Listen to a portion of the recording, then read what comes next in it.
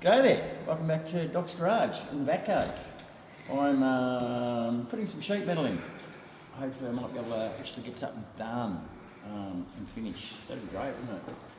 Anywho, I've got the nuts welded up into place on the sheet metal that I've tacked into place. Yeah, now I'm just going along. Got a Sharpie marking out where the next hole's going. And it's some high-tech shit, I'm telling you. Anyway. Basically doing it by eye. I stick some glass on. Where's the bolt hole?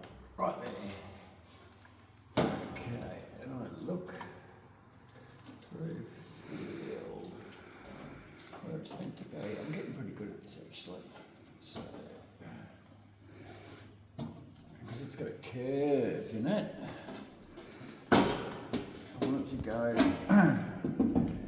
lip here, and it's just going to be bent a little bit and manipulated in place, like so.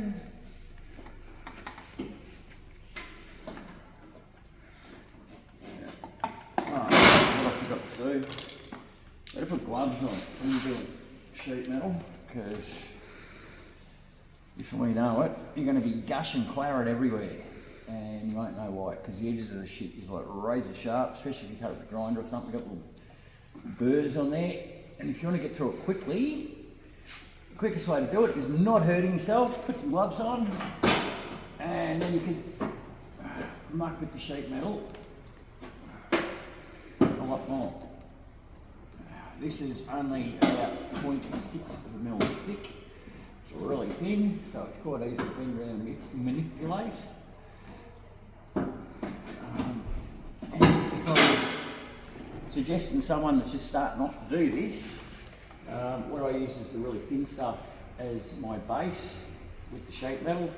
I'd go for something like 1.2 to 2 mil thick, so you've got a nice heavier base to weld onto.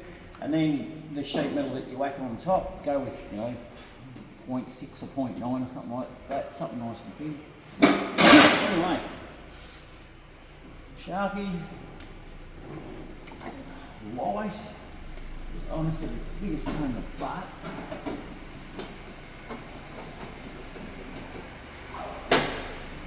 In the right spot. What I'm doing is I'm using a finger gauge and my eyesight.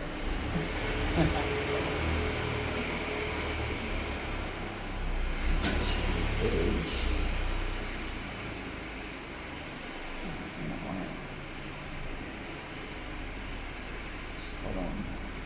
Looking down between the sheet metal and the guard, I can see where the hole is. Then you hold the texture directly under the hole. The only thing is depth perception. You're not quite sure how far, but you know that you're in the right spot that way. So once I've got my nut marked out, I know roughly where it's going. Like I said, I'd do with a finger gauge or using the texture as a gauge. So what I'm doing is I'm holding my finger on the edge of the sheet metal and then holding the texture like so. Just guesstimating, well I'm not guesstimating, I'm measuring out underneath, bushka. Right, that's the centre of the bolt. Right, that's my gap, very technical. Right, now I've got to turn that around, which is a bit hard. So, Hi. Good, thank you. Okay, it is. Hey, Luke. 42. Hey, Luke. 42 mil. Is what it says. So, oh shit, text. 42 mil. Because my eyesight is crap. Just mark the rule up. It's nice and obvious.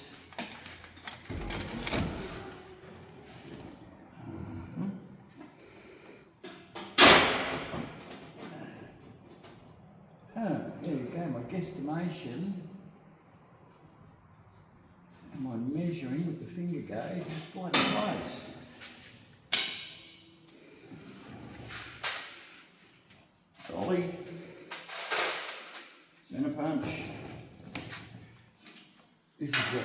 helper can be sometimes handy, but sit the dolly. Now, as tempting as it is to sit it up there and hit it with the centre punch and a hammer, don't, because you're going to just stove it in or dent it or, you know, damage it in some way. So the dolly is on there, so it's got a bit of a backing on it, of course. Just gives a light little tap. So, wasn't that? Drill bit. Little one, big one.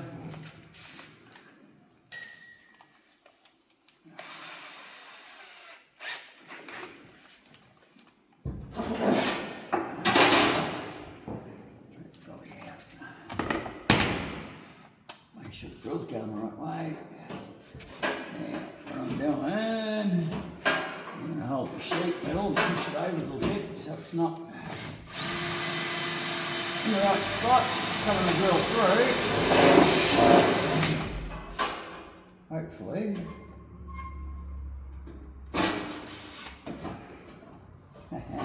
Beautiful. Right, I'm done. Do the little one, do the big one. This drill is knackered, so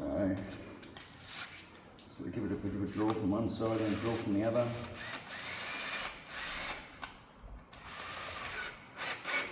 Unfortunately, thinner the metal, worse the drill bit goes. Dolly, just to keep it away from the panel, and I've got something firm to push on. What I'm doing too is I'm leaving myself plenty of room on the edges to trim it. Oh, we should cut it fine.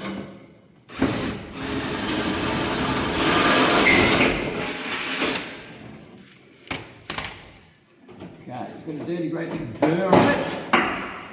Can you get a picture of that burr, camera person? Looks like it's been shot with a gun. And obviously that is not going to sit flush on the panel. It's got to go to, so I'm going to file that off. But in the meantime, just see how close we are with the nut and bolt.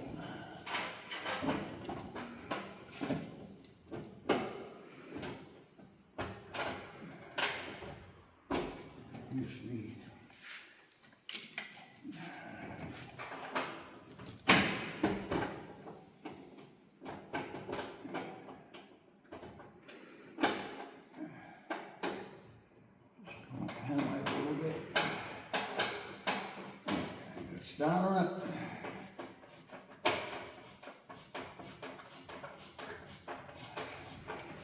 Tighten it up a bit and loosen it off. It's down, it's actually bending that thing that what the nut's welded to. Anywho, so it's just on there. Oh, we're going to be short over this way by 15th. But that's no biggie. If you have a look from this side, we've got quite a bit, and there's a little bit of an overlap on the other side, so I can sort of trim it back, put a little tab around the corner.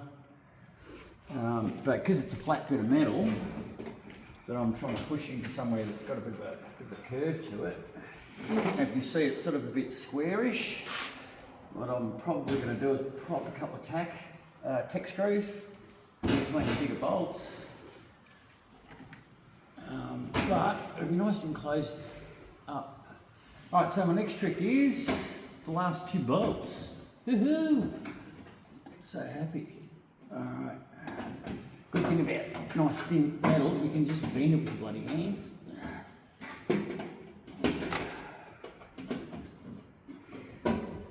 Right, what I'm going to do, because it's just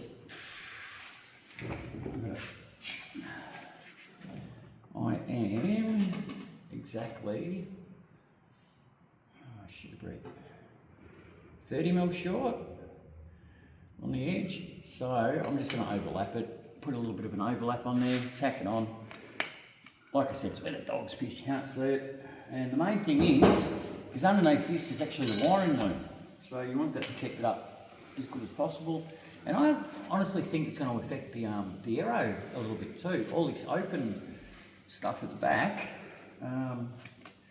Yeah, anyway, so, right, next trick is, I don't know, texture or, I'll put 2 more bolts in. Right, 2 more, no, yeah, 2 more. 1, 2. Now I've got to trim a little bit, so get the texture out. Making a bad habit of that, put the stuff on the ground. Texture.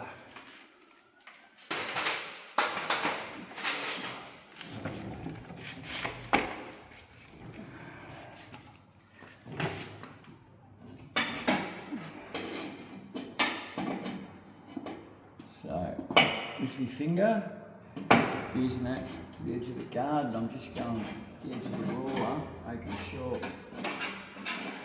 I'm going just like about 10 mil past where this is going to go onto. I mean, yeah. So, I don't want to put the guard there. Measure twice, cut once, do it again. Yeah, make sure it's in the right spot. Finger there. Yeah, all over the edge. And with the 10 mil overlap, mix it. Rightio. So.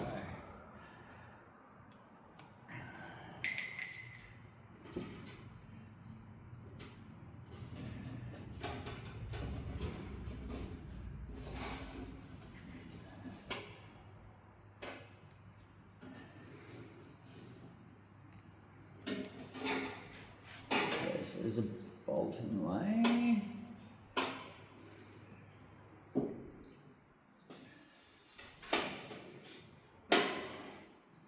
Oh, yeah, doesn't matter. I don't want to cut it off too short. You always want to leave a bit extra because it's a bitch putting it back. So take it off. Small amounts at a time instead of big amounts. Nice new disc. Flash.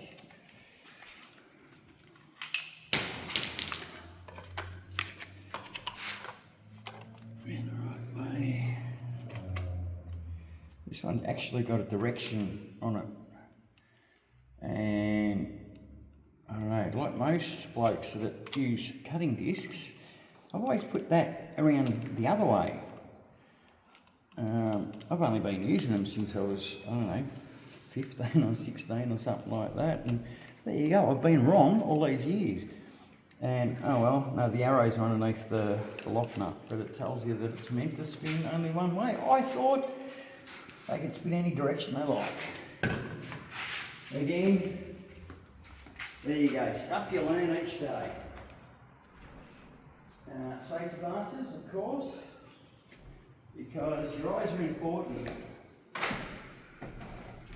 And when you can't find them, even though I've got 20 pairs around the joint, don't be a slack ass and just do it without them. I'm going to improvise and go for the Ned Kelly shield. Ned Kelly, for those that don't know, was a famous Australian bushranger who went with the shield of armour, so he couldn't get shot. He could do his stick-ups, get shot at, but I think he lost his thumb. He didn't make armour for his thumb. But anyway, hello. So there we go, protecting the papers in the face. Nice clear line there to chop.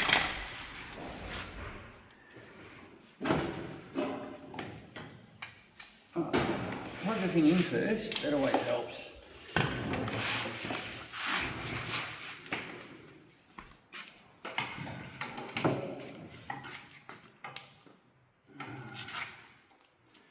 Okay, but it's 240.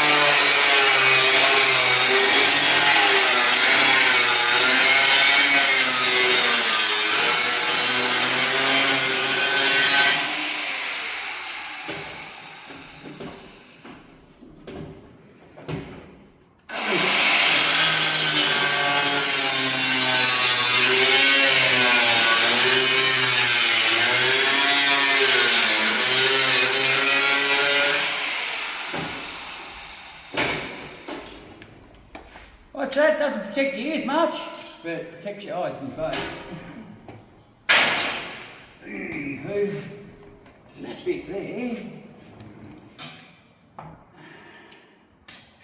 actually fit right there.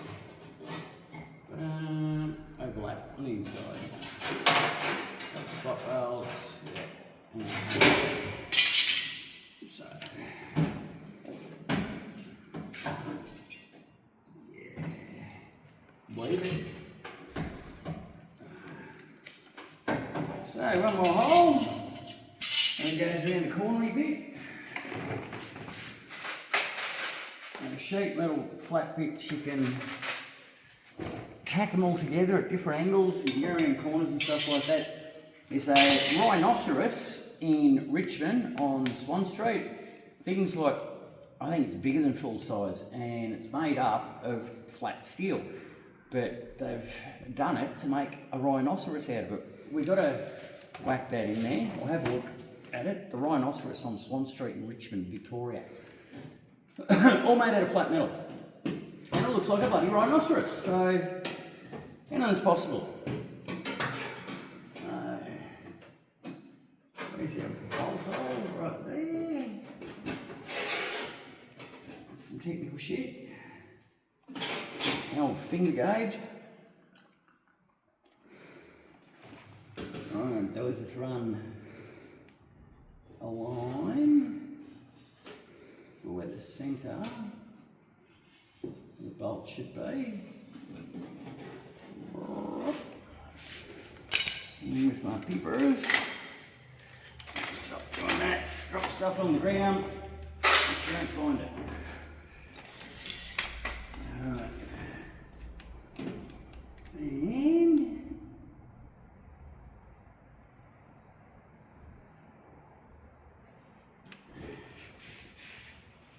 yes, I just do it with eye, hammer, punch, fill there.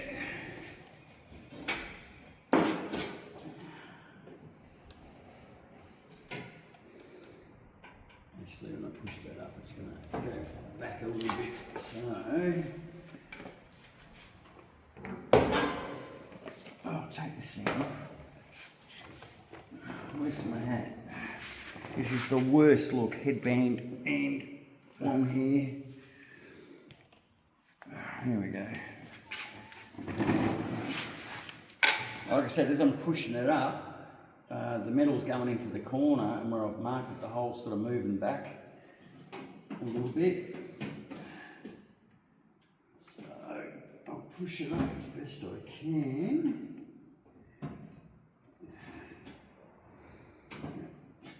No, I'm not going to hit it. I'm scratching.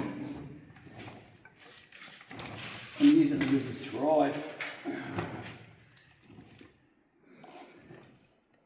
Yes, I've left the mark. This is where a good apprentice or helper is handy. Yeah, holding.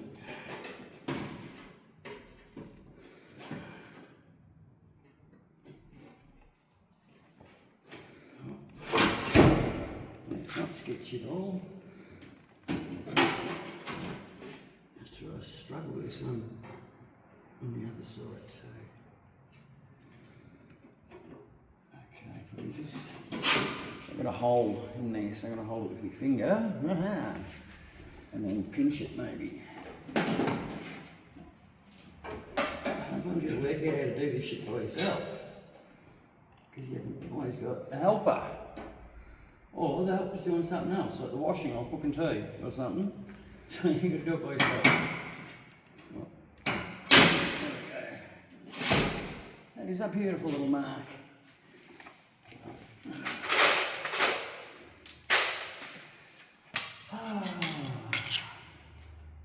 Been a long day. It's, I think like 4 o'clock in the afternoon or 5 o'clock in the afternoon. And we've been up since early, like 6:30, 7 o'clock, something like that. And I've finally got everything done that needed to be done. And now I'm free to work on the car. Just the way it is. Okay. Here's it's a bit of a sketchy hole. I've got a bit of wire or a bit of MIG wire or some shit like that. Whack it through the hole. Yeah, baby. It's nice and lined up, so I don't have to like elongate the hole or make it bigger or make it offset or some shit like that. I just put the big hole in.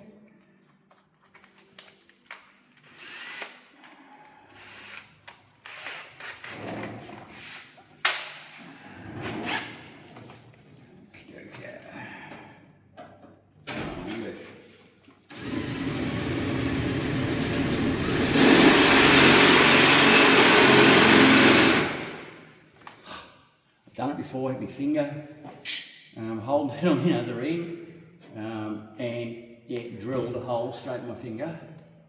Freak it hurts. Just a little 1/8 drill bit too, and it was just like little worms of skin that come out of the drill bit. So I've always been conscious of it, where your fingers are. When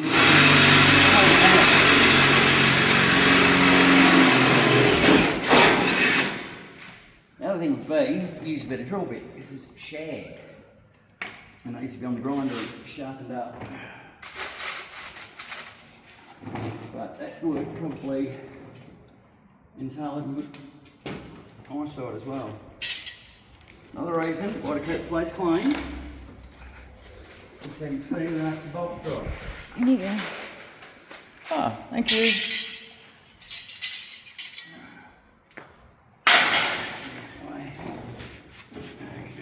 Now remember, there's a big burr on the other side of it. Looks like it's been shot with a gun. Using a screwdriver is what's called a stretch bar, just to locate it.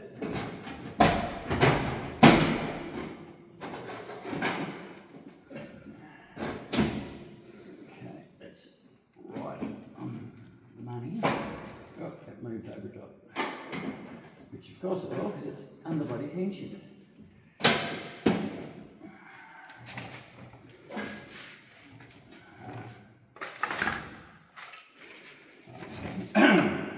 Stumpy screwdriver. Actually, I think I'll probably be just using the bolt as a podge.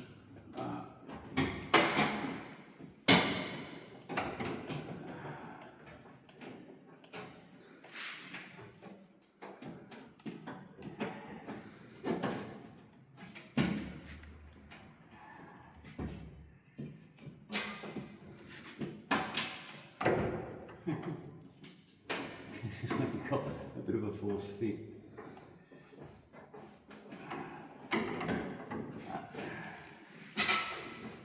This is a flat steel going somewhere it doesn't want to go.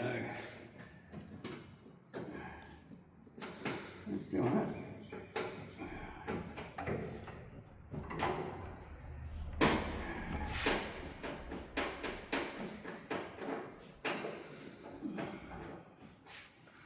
As you can see, it's pulling up into place.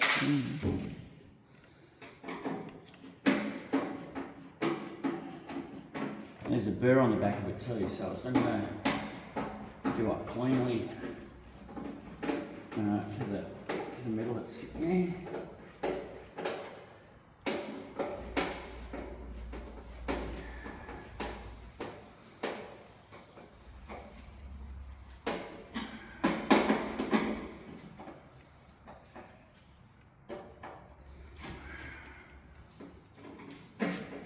Use an electric screwdriver for this. This one's